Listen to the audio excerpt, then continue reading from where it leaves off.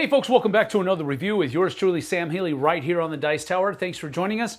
Today we're going to be taking a look at King of Tokyo Duel. I am interested.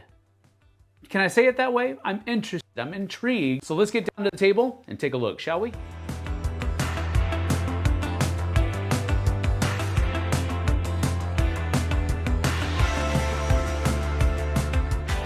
All right, so as we're taking a look here, it's King of Tokyo Duel. So it is a two-player game. You have mano a mano, and basically what you're trying to do, the way you can win the game is threefold. You can either, if you get one of these tokens, either the damage token or the fame token, over to your side of the board, then that is a win. But if you can get both into the spotlight areas on your side of the board, that is also a win. The other way you can win is by knocking your opponent's health down to 0, which is signified by the skull little part of the dial here. So that is how you win the game. So basically, in order to get to one of those three game-ending conditions, you're going to be rolling dice on your turn, and it's done Yahtzee style, where you get a roll, you get to choose how many of the dice you're going to keep, you get to roll a second time,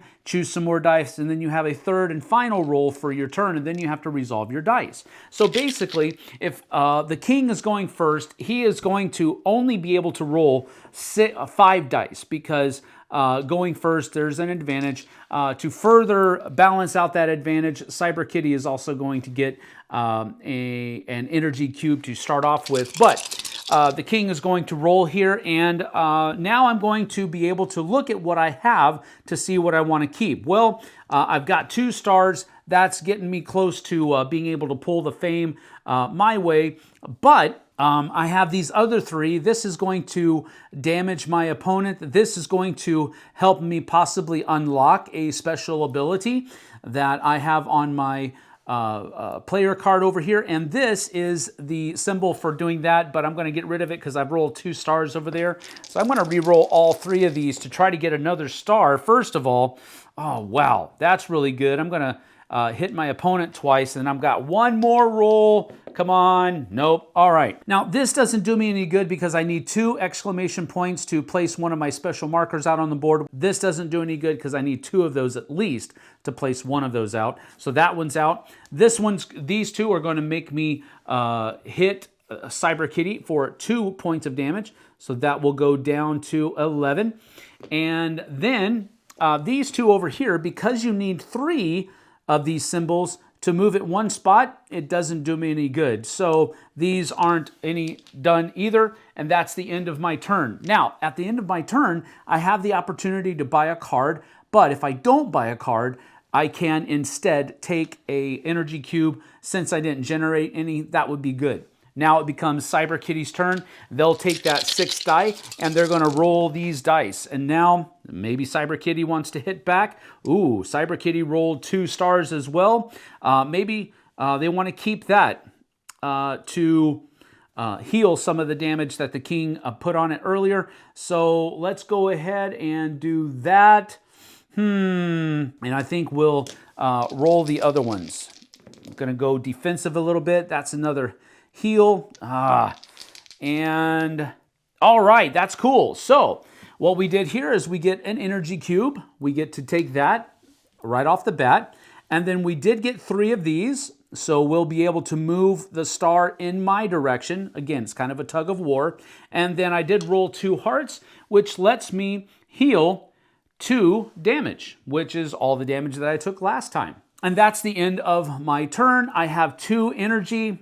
This costs 4, and even though this one has a -1, still 5, and I don't have anything, so I'm not going to be able to purchase. So I'll just take an extra, and we'll continue going. And that's how the game continues until, like I said earlier, one player is able to pull one or the other of these all the way over to their win spot, or they're able to get them into the spotlight areas on their side of the board, or we knock that person's hit points down to 0. Whomever is able to do that first is the winner. Now, one of the coolest things about this game is that each player does come with its own special ability. We already explained the kings being territorial. He can place these markers out to kind of block the progress of his opponents moving. If Cyber Kitty rolls the exclamation points, if they roll 2 exclamation points when they're resolving their turn, they get an extra 2 energy, and then every other exclamation point after that 2 adds another 2 energy. So if this were the roll, for example, that would be 4, 2 plus 2 more. That would be 4 extra energy for their turn. So Cyber Kitty's really good at generating extra energy. Space Penguin here, whenever they roll the exclamation point, they're able to take the extra die token and place it on their board. Now, the cool thing about this is that they can turn it in on a future turn to add one of these extra dice to their roll. So they can roll a maximum of 8 dice on their turn, which is really cool because rolling extra dice is a very good thing. The alienoid here, whenever they roll 2 exclamation points, whenever they resolve 2 exclamation points, they're going to be able to add any symbol to their roll. And then an additional exclamation point at that point adds that symbol again. So let's say that alienoid was just really angry and they wanted to do a whole lot of damage. So this is the roll that they were able to resolve. That means it would be 1, 2, 3 damage to the other person. So that would be 5 damage if this was the roll that alienoid was resolving. Then you have Gigazor and Mecha Dragon. And another thing to notice is that each of these people have different numbers of health on here. So keep that in mind as well. But Gigazor here is the blockbuster. So if he rolls 2 exclamation points, then he can pull the star, the fame, or the damage token 1 in his direction, whichever he wants to choose. The Mecha Dragon here can treat damages like this, claws, in your roll as claw times this. So for example, if this was the roll that Mecha Dragon did, then he is going to roll 3. He's going to do 3 times 3 damage. So that's 9 damage. But again, realize he has the lowest amount of health in the game as well. Now, the last thing that we have to talk about here is that whenever you purchase one of these cards, it has keep or discard on it. So basically, the discard here means that if you own this card, you can discard it and do the effect. Keep just means that it's an inherent ability that you now have for the rest of the game until some way that you lose this or you replace it or what have you. You'll notice that there are some little icons underneath the cost. And what that basically means is that when you purchase this card, you're going to be able to take that token over here and place it out onto the board. So this right here is denoting that you're going to be able to place this onto one of the tracks wherever you wish. So let's say that this person had this over here, and then this person had this over here, and you wanted to place this out here like that. Now, what this means is, like this particular one means that it has taken 1 space away. So you're going to go 1, 2, like that, which means it's going to be closer over that direction. But if you have something like this put out there, that means that whenever you land on that spot, you get to do what's underneath it. So these tokens here that are placed out based upon what cards you buy from the row up here. For example, this one right here puts this out. And this actually adds another thing to your path, but it's going to give you the opportunity 1, 2, I get to heal 1, 3, and then 4, like so. So these add a little bit more to the tug of war that's going on in between, and they are generated by what cards you buy out here.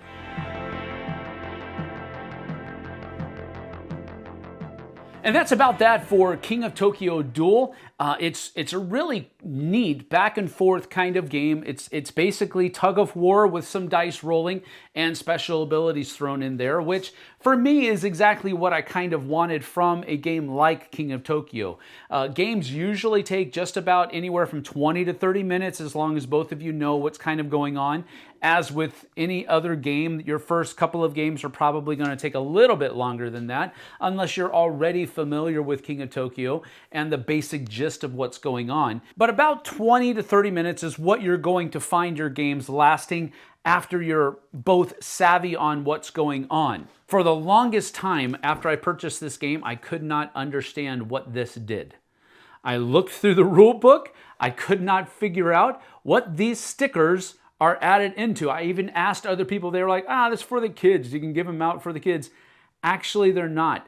These are badges. Badges? We don't need no stinking badges. Well, if you look on the inside outer edge of the box, you have all of these things right here. And they're pretty interesting. Superstar, pull the fame token marker at least 6 spaces on a single turn. If you accomplish that, then you take the sticker from here that matches the little silhouette that's here, and you can place that sticker on there. So these are just different badges that you can add to the side of your box.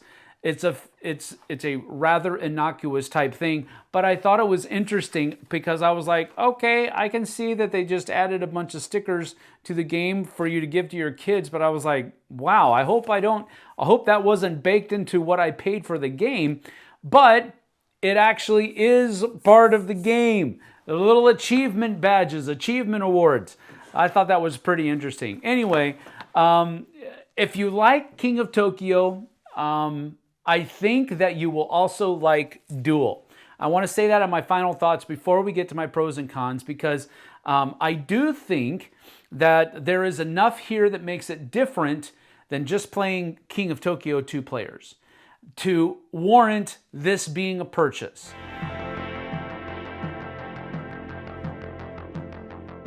My first pro of the game is simply this. They kept it simple. They did not change the core mechanisms of King of Tokyo. Frankly, King of Tokyo is a great game. There's nothing wrong with it per se. It's a dice chucking battle royale in the middle of Tokyo, and only the last person standing wins. That is the core of the game. Don't change that. Well, here I'm able to report they didn't. As a matter of fact, they really kind of improved upon King of Tokyo as they were making it just a 2-player game, but they did so in such a way that made all of those changes valid for the 2-player experience. I love the fact that it's a tug of war, that you're trying to pull these 2 different symbols in 2 different directions, and not only that, they also made it to where there were multiple ways that you could win as you're doing that tug of war. It's not just whomever might make right. It's not that. There's some cleverness added into it in card play and the different ways that you can use your dice. So I love the fact that they took King of Tokyo and they put it into this box and they only made it for 2 players. I think that that's an important thing to say, because sometimes when you have a duel game, you have to significantly change the game in order to make it good for 2 players only.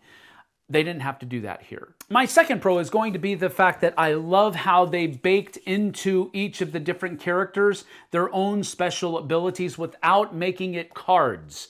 And it's just a inherent special ability that you can do, and it's right there on your player board. I really enjoy that. One of the things that I really enjoyed the most about King of Tokyo was when each character started getting their own powers that made them just slightly different or vastly different than the other players that are in the game.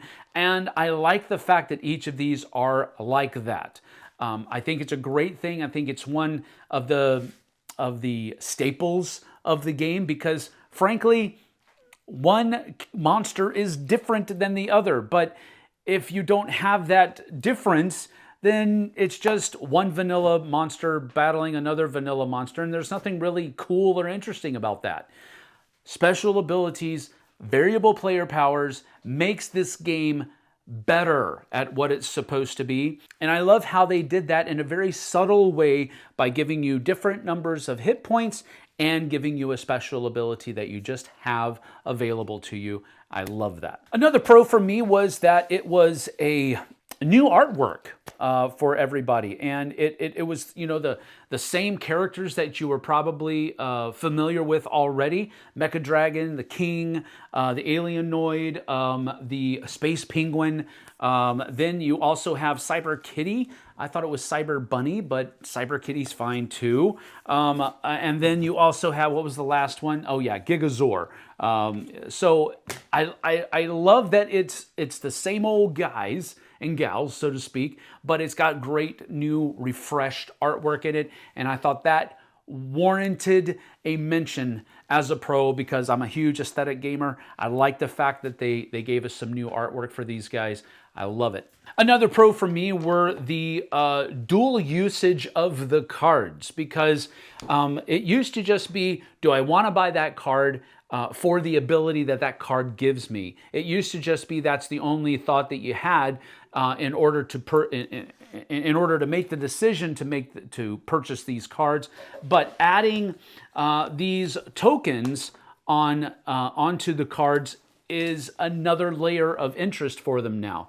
Well, that ability that the card gives me might not be that great, but that overlay that card is going to allow me to put on to my opponent's track over there to make it longer is more needful for me right now. So I like that duality of choice that the cards now have. It's not just the ability that the card gives me, but it's also what token, what overlay am I going to be able to place on the board that comes along with it. And I really do enjoy that. I think it was a great little design choice in this space. And my last pro of the game was the fact that they came with health point dials instead of having the dial built into the player board. Now, I really do enjoy that in the base game, and I think it's good for the base game. But in this one, it made more sense because they added the fact that all of the different monsters start with different levels of hit points. So that's one reason why. And secondarily, I think it probably made it a lot easier to package because there's less space required because you don't have a dial on all 6 of the monsters. You only have 2 dials. So it's easier to fit it all in a smaller box, which I think is a good thing. So that was a pro for me. I thought it was a great decision for a couple of different reasons. So I wanted to mention it.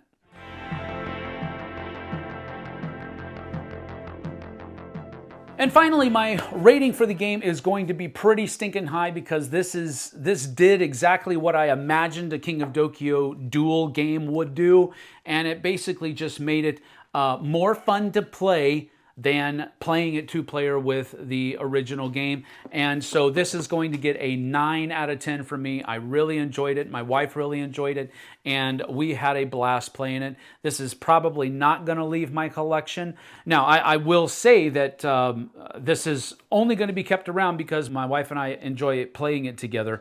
It's not necessarily something I'm going to be taking to all of our game nights and that kind of thing because generally speaking, I want people to play games with other people. I don't want them to just hunker down and play 2-player games. But with that being in mind, I can highly recommend this if you're in a situation where the bulk of the games that you play are 2-player games. Absolutely look at picking this up. It's a very fun, lighthearted dice chucking time that has a lot of really neat choices. And I think all of the 3 different ways that you can win are all viable ways to try to win. You can pick cards or exploit your monster special ability in order to go after each of those different kinds of wins, and I think that's important as well. But this is a great little game. 9 out of 10 for me. I really enjoy it. I bought it on a whim. I couldn't be happier. I think this is a great purchase for me, and I hope it would be for you as well. So that is that. King of Tokyo Duel, 9 out of 10. Really enjoyed it. So hopefully you will too. Thanks for joining me. We'll see you guys and gals on the flip side. Take care.